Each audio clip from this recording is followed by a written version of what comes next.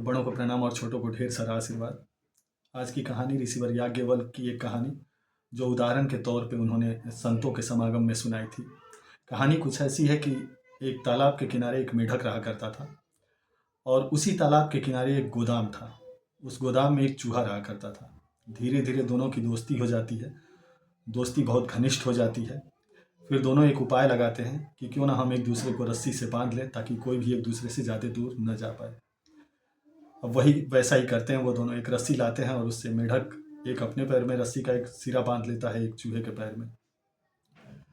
तो अब कुछ देर के उपरांत होता क्या है कि मेढक को तालाब के पानी में एक कीड़ा दिखाई देता है। उसको लालच की वजह से वो तालाब में छलांग लगाता है और जब छलांग लगाता है तो दूसरे सिरे पे तो चूहा बंधा हुआ है, उसके साथ वो भी पानी में गिर जाता है। और जब पानी में गिर जाता है तो कुछ देर हाथ पैर पटकने के बाद बाहर नहीं आ पाता है और फिर परिणामतः क्या होता है कि उस चूहे की उसमें मौत हो जाती है। मौत हो जाती है तो कुछ देर बाद चूहा क्या होता है कि पानी के ऊपर आता है। अब जब चूहा पानी के ऊपर आ जाता है तो आसमान में एक चील उड़ रहा था जिसकी नज़र इस पर पड़ती है। चील झपट्टा मारता है चूहे के ऊपर और जब चूहे को साथ में लेकर उड़ता है तो उसके साथ साथ मेढक भी चला जाता है। मतलब दोनों की जान चली जाती है, दोनों शिकार बन जाते हैं। तो इस कहानी से ऋषिवर ने कहा कि इस कहानी से सीख हमें क्या मिलती है। सीख हमें ये मिलती है कि संबंध कैसा हो, संबंध आत्मीयता का हो, संबंध आधिपत्य का ना हो। संबंध ऐसा ना हो कि तुम मेरे मर्जी से चलोगे, मैं तुम्हारे मर्जी से चलूँगा। संबंध ऐसा होना चाहिए कि हम दोनों मिल करके और समय के हिसाब से चलें। ये संबंधों की प्रगाढ़ता है। ऋषिवर याज्ञवल्क्य के बारे में एक और कथन कहा जाता है कि याज्ञवल्क्य जब अपना उपदेश देते थे, प्रवचन किया करते थे, तो तमाम दूर दूर से संत आते थे उनका प्रवचन सुनने के लिए और इसी क्रम में राजा जनक भी जाते थे उनके यहाँ प्रवचन सुनने।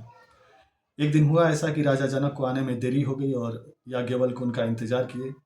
राजा जनक के आने के बाद उन्होंने अपना प्रवचन शुरू किया। अब संतों के बीच में कानाफूसी शुरू हो गई कि इतने महान संत हो करके भी ये चाहते हैं कि मुझे राजसी सम्मान मिले। राजसीय सम्मान की उपेक्षा में ही इन्होंने ऐसा किया, इतने देर सबको बैठाए रखा। अब याज्ञवल्क्य को तो एक बात सिद्ध करनी थी कि राजा जनक जो हैं वो जीवन मुक्त हैं, मोह माया के बंधन से परे हैं। तो दूसरे दिन क्या होता है कि अगले दिन जब प्रवचन वो दे रहे होते हैं तो उसी बीच एक शिष्य उनका दौड़ता हुआ आता है और आकर के कहता है कि राजा जनक आप जल्दी चलें, आपके राजभवन में आग लगी हुई है।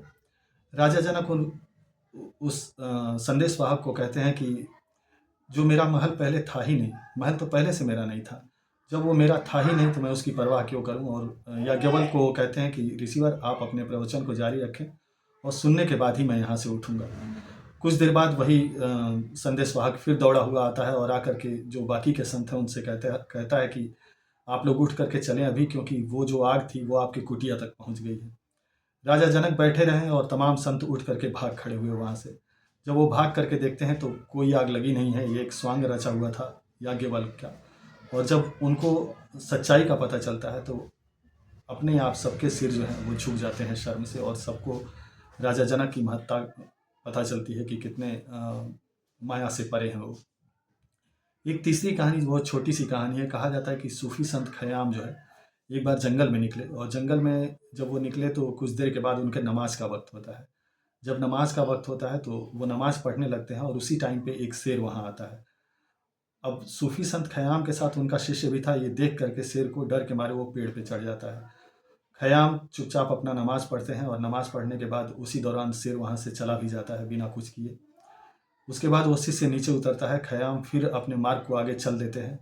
जब वो आगे जाते हैं तो अब कुछ दूर के बाद क्या होता है कि एक मच्छर उनके सामने आकर के भिनभिनाने लगता है। जब वो मच्छर को ऐसे करते देखते हैं तो वो अपने शिष्य को आवाज़ लगाते हैं कि इसको ज़रा हटा दो यहाँ से। शिष्य बड़े अचरज में कहता है कि जब शेर आया तब तो आपने मुझे पुकारा नहीं, अब एक मच्छर आने पे आप मुझे पुकार रहे हैं, ऐसा क्यों?